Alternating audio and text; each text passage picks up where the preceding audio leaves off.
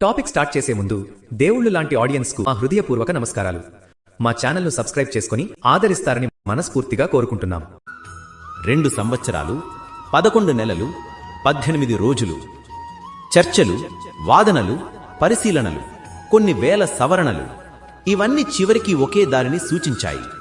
భారత రాజ్యాంగం 1950 జనవరి 26న అది అమలులోకి వచ్చింది. అందుకే ఆ రోజునే రిపబ్లిక్ డేగా జరుపుకుంటాం. ఈ పుస్తకం మనకిచ్చిన 6 మహారత్నాలు, ఫండమెంటల్ రైట్స్. 1. స్వేచ్ఛా హక్కు, మాట్లాడే, ఆలోచించే, తిరిగే స్వేచ్ఛ. 2. సమానత్వం, కులం, మతం, భాషతో ఎవరికీ తేడా చూపరాదు. 3. మత స్వేచ్ఛ. 4. అణచివేత నుండి రక్షణ. 5. సాంస్కృతిక మరియు విద్యా హక్కులు. 6. రాజ్యాంగ పిటిషన్ హక్కు, నేరుగా కోర్టుకు వెళ్లే అధికారం.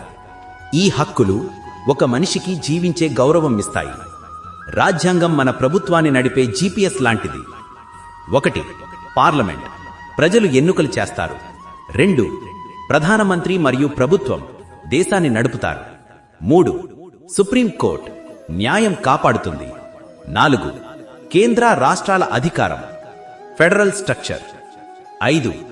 ఎన్నికలు, న్యాయం, హక్కులు అన్నీ రాజ్యాంగం నిర్ణయిస్తుంది.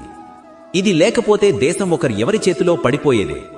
ఈ రోజు మీరు ఓటు వేయడం, విద్య పొందడం, పోలీస్ మీద కేసు పెట్టడం, న్యాయం కోసం కోర్టుకెళ్లడం, స్వేచ్ఛగా మాట్లాడడం, ఇవన్నీ ఒకే కారణం వల్ల. భారత రాజ్యాంగం ఇది కేవలం ఒక పుస్తకం కాదు, ఇది మన ప్రజాస్వామ్యపు గుండె చప్పుడు, మన దేశాన్ని ఒకే దారిలో నడిపించే శక్తి. మన రాజ్యాంగం ఉన్నంత వరకు మన స్వేచ్ఛ ఉంటుంది, మన న్యాయం ఉంటుంది, మన భవిష్యత్తు సురక్షితం ఉంటుంది. జై హింద్.